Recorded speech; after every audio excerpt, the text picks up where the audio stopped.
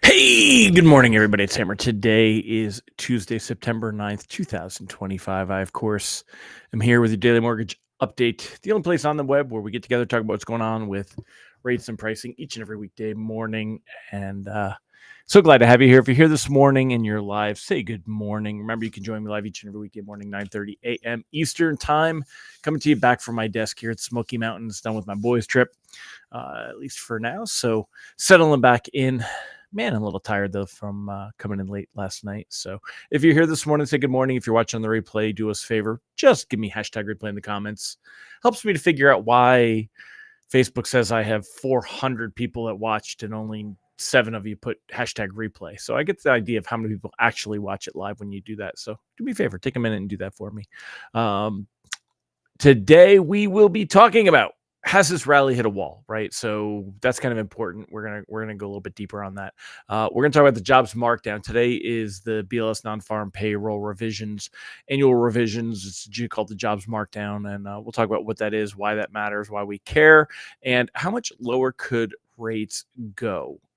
That's going to be a magic question, and it's one that's important that you learn how to answer with consumers because they're going to want to stall because they want to, everybody wants to get the best rates and they want rates to go lower, and nobody likes payments the way they are these days. So, but yeah, so let's go ahead and say hi to all the live folks here this morning. Who do we got this morning?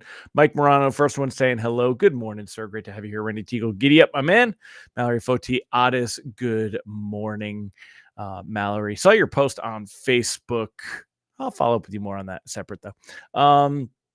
Mike Brown, good morning. Holly Johnson, great to see you as well. Ron Siegel, good morning, sir. National Ants on a Log Day, peanut butter on celery with raisins on top. I do like that. You're here this morning, not sure you're alive, still early on the West Coast. Mountain time with the 2 hours difference was kind of messing me up. Tim Klyla, good morning. Kelly Hamilton, Michael Love, Angela Walters, Deb Dickinson, great to have all of you here. Yeah, right. What kind of National Day calendar does he have? But who doesn't like peanut butter ants on a log? Thank you, Mr. Teagle. I am also glad my adventures were safe. Certainly always good to come home. So, all right, my friends, let's get into it.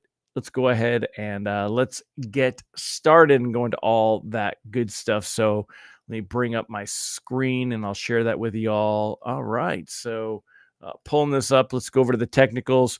We're going to start off with the technicals first and go over everything we got going on here this morning. Let's zoom in a little bit here. Let's see, zoom. Yep, got to refresh the page so I can scroll. All right, and I restarted, so I got to get Presentify. There we are. All right, so we got some Presentify going on. Yesterday, pricing came out. Bonds are right around here. End of the day, right around here. Just basically, I know that looks like it's kind of up, but it really is kind of flat on the day. We're down just a hair. I mean, if we draw a line, my line's a little crooked, but we're down like just a hair as pricing comes out, but not enough to get too worried about this morning. As we take a look here, mortgage bonds down. Oops, there it is. Mortgage bonds down 4 basis points on the day. But not enough to even kind of focus on. So yesterday, bonds improved early. You saw that from here. We started down low, improved by the time pricing came out. So we saw better rate sheets yesterday. Rate sheets basically looking at like 6.28. This is almost, it's got to be probably, I think, let's take a look here. We checked yesterday. It's probably the best rates since last September. So we want 24. There you go. So, I mean, last September, right? We were here. We are, at that definitely at the best levels here. But that's going to open the door. Everyone's going to think that things are going to continue to improve. You're going to hear a lot of that whole, well, the Fed's cutting rates are going to go lower. And that misunderstanding, that myth is being rewarded because of other conditions with the labor market and with inflation. Remember, when we see weak labor data, even in an environment where we weren't really watching for Fed rate cuts because the Fed has been the center of our attention for a couple of years now. And it's like back in, I want to say it was like 14, 15, maybe. That was when oil, every day we watched oil because as oil prices moved, mortgage prices moved. But the Fed is not the center of our world normally. And when we see weak labor market data, then bonds improve. So, we're seeing that same kind of thing being rewarded here. Rate sheets are going to be flat. Like we said, basically what you're seeing on here. Rate sheets will be flat, and we shouldn't see much of a move unless we get a strong reaction to that markdown at 10 a.m. So let me do jobs markdown, and let's see Bloomberg. Remember, I showed you that chart yesterday. I'm going to pull it up again here if we can. Here it is. So let me pull that over to you and let me scroll this over to the side. All right, good enough. So again, if we see a very large move like we did last year, this is a ridiculous revision. And that's what they're anticipating. They're anticipating an 800,000 to a million job revision. So if it were to come in lower than that, say it came in at 300,000, this would actually give you a negative reaction in bonds. But if it comes in here or higher, we could see a very strong reaction to that. Could see that this morning and at least wash out the small losses that we have here for bonds. And then taking a look at the 10-year treasury, it also has crept up just a hair or two. It was at 403, and yesterday it closed the day at 4.04. Right now it's at 4.05. So just a small move. Reprice risk on the day is low after this. There's a 3-year treasury auction this afternoon, but once we get that markdown data, there's really not much else going on. Tomorrow we get the wholesale inflation, and remember, the wholesale inflation data, normally not a big deal. Wholesale inflation, producer price index, right? But the problem was last month that producer price index showed the biggest surge in 3 years. And we saw a very strong reaction to wholesale inflation that we normally don't see. And it was because it was such a big jump last time. So it's, if we see another big jump coming in much higher than expected, it could throw us off a little bit, right? So when you look at mortgage-backed securities and we look at the bond chart, let me make this smaller. We'll bring this back down a little bit so we can. Here you go. All right. So taking a look here at the bond chart, you could see that it was, very much an up, up, up, up, up, up. And we capped out here, and now we are starting to just a little bit. We're slipped down. Now this might not stay today, but we do want to watch it because we could see rate sheets hitting a wall. Today we're seeing signs the current rally has hit a wall, so it's possible that this might be it for now. We could see another jump past that if we get CPI inflation data that comes in and markets, depending on how markets digest that data, we could see things continue to move higher than this. But we also might not. It could be, we could be hitting a wall here and then we get some red candlesticks and to bring us back down here. Now, that's not enough to necessarily start freaking out and worrying about, because even if we do get this scenario, you'll see rate sheets that are going to creep a little bit higher, but we're not going to really see rates move higher from here. Rates are definitely not in a threat. It's not the right word, but close enough, of moving higher. We don't have to worry about that. So I think we're really good when it comes to that. Not much to worry about. So, Mortgage Dog said the 2024 job revision comes out in 20 minutes, right? Do we expect it to make an impact? Yeah, like I said, it does come out at 10 a.m. and I expect it to definitely have some kind of an impact. It's not going to be a huge swing. Markets are already expecting it to be a big miss. So if we show, when I say a big miss, meaning large revisions, bringing the number of jobs created in the last, before March 2025, bringing that down. Right. And again, that's going to open the door for Trump to be able to say that he inherited a much weaker labor condition than what was what was broadcast and what was shared, and so we'll see that spin on it. But if it does come in weaker, we could see a little bit of recovery, but I still don't think you'll see too much recovery here. It would have to come in. Imagine it came into something like redonkulous, like 1.2 million jobs less than what they expected. Then you would see bonds probably pick up 10, 15 basis points, maybe even 20 basis points. But if it comes in around the 800,000 that's expected, I don't think we're going to see too much of a move, but we could see enough to maybe see this negative washed out and maybe get flat on the day.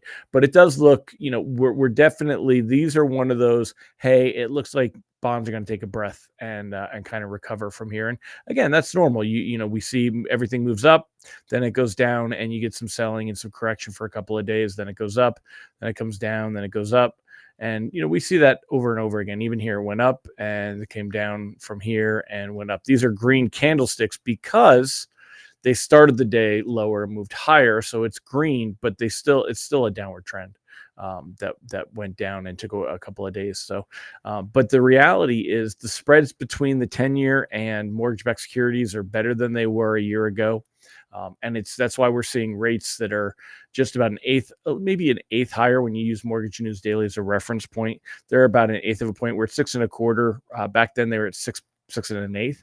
So, but plenty of ways with a little bit of fees, just paying a little bit to rebate, getting back under 6%. Consumers are going to be big on the fives. It's going to open the door. It doesn't make a huge difference in payment when you really do the math, but it's a psychological difference. And debt consolidation, refis, people getting things down into the fives, they can stomach that. So Ron Siegel said 800,000 is built into the pricing. Big variance either way could move the market. Yeah. Brandy said that's not a spin. That's true. What was the spin? Oh, about the thing. Anytime that stuff, it's still spin to me. Randy said that's the big myth keeping folks on the sidelines. Which myth is that, Randy? Fill me in. What did we say that was? Randy said that's the big myth keeping folks on the sideline. I'm just coming to see. That's the big myth keeping folks on the sideline. That rates are going to get lower. That the Fed will cut rates.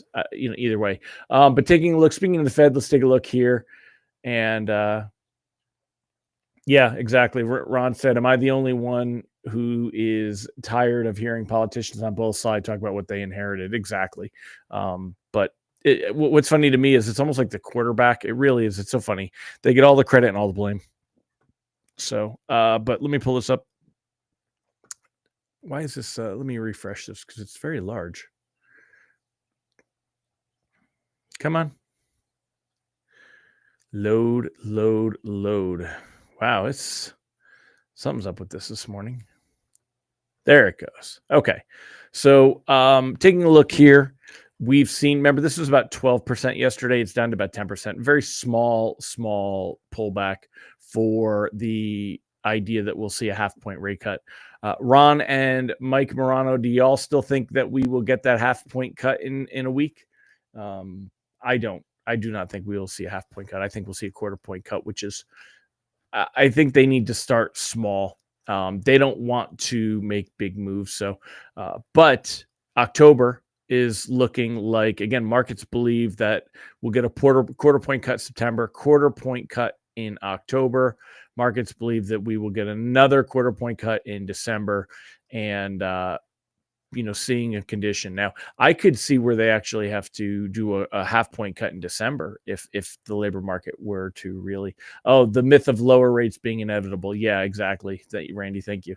That's and that's why we have to kind of have something to push back on them with and talk about this stuff, right? So, but anyway, notice that a couple of things here. Will Moran here, the Fed nominee that Trump is putting in to take Kugler's role. Will he be, through the process in time to vote at the Fed meeting? And it looks like, according to this article, the banking committee is going to push his nomination to the full Senate Wednesday, tomorrow. So, in his confirmation hearing last week, Moran pressed on whether he would keep his own counsel as a monetary policymaker, whether he would take direction from Trump. Of course, he said he would, be independent and blah, blah, blah. He also came out and talked about that he's got a primary residence that he bought in 2022 that he's now renting out. He disclosed that. Filing made public showed mortgage secured in 2022. And how is that different than Lisa Cook? As all of you know, if he lived for his primary residence for a year in 2023 and then rented it out, that's perfectly okay. That's acceptable.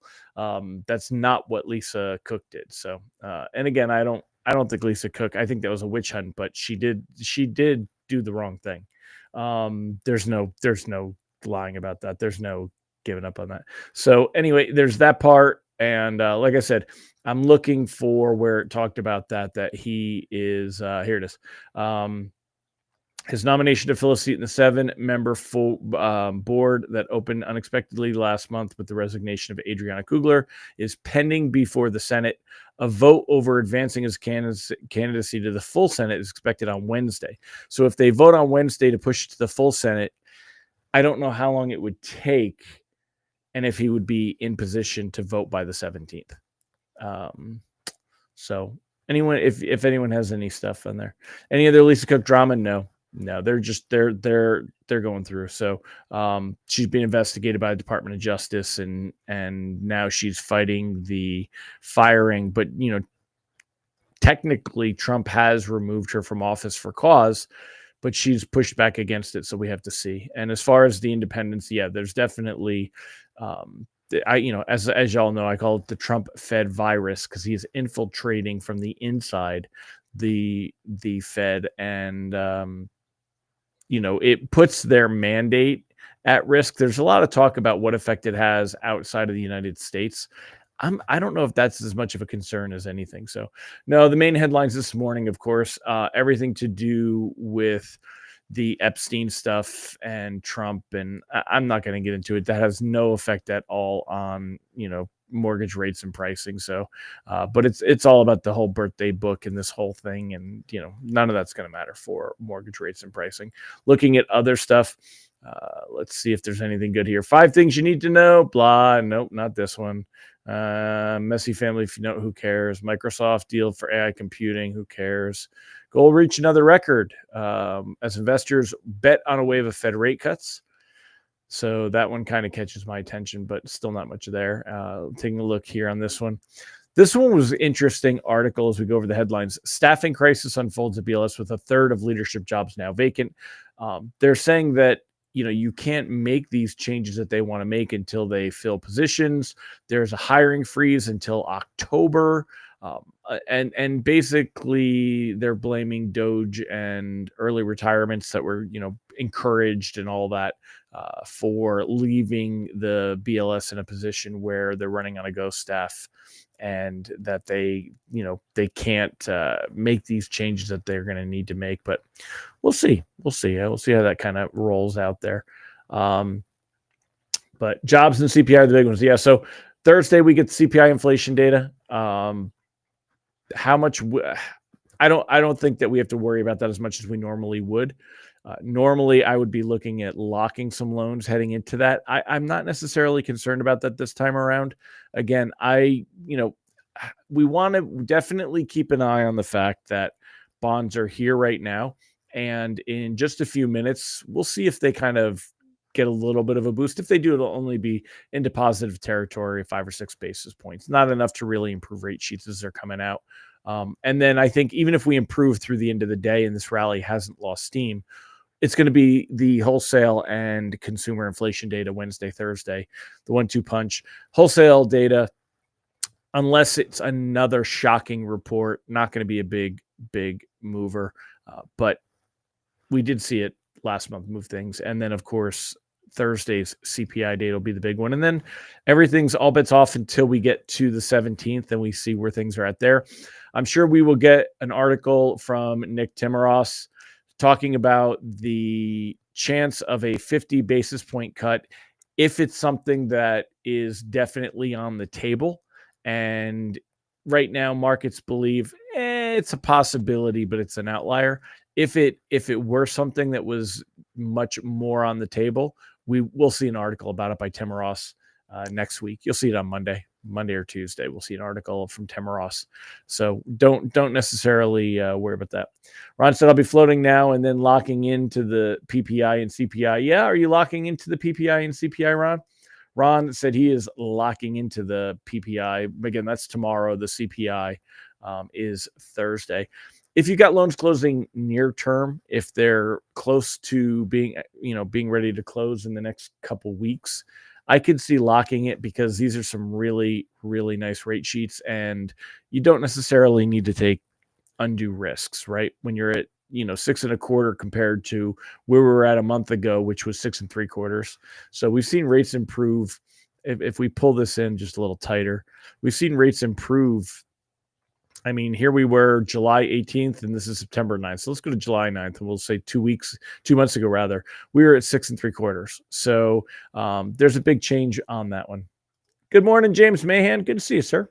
So I do think we're in a good spot. I wouldn't necessarily be worried about locking into the PPI and CPI this time around, especially if you've got time before they close. Excuse me. I knew that was coming. So, all right. Well, that's it, my friends. Good to see you. We'll see what stuff brings. Tomorrow, we'll talk about the jobs markdown, how big that actually was, and we will be leading in to the data. Sometimes I want to do this show a little later just so we can talk about the actual data as it came in instead of talking about it a day later. But it is what it is. I will see you guys tomorrow. Take care, everybody. Make it a fantastic one. Bye-bye.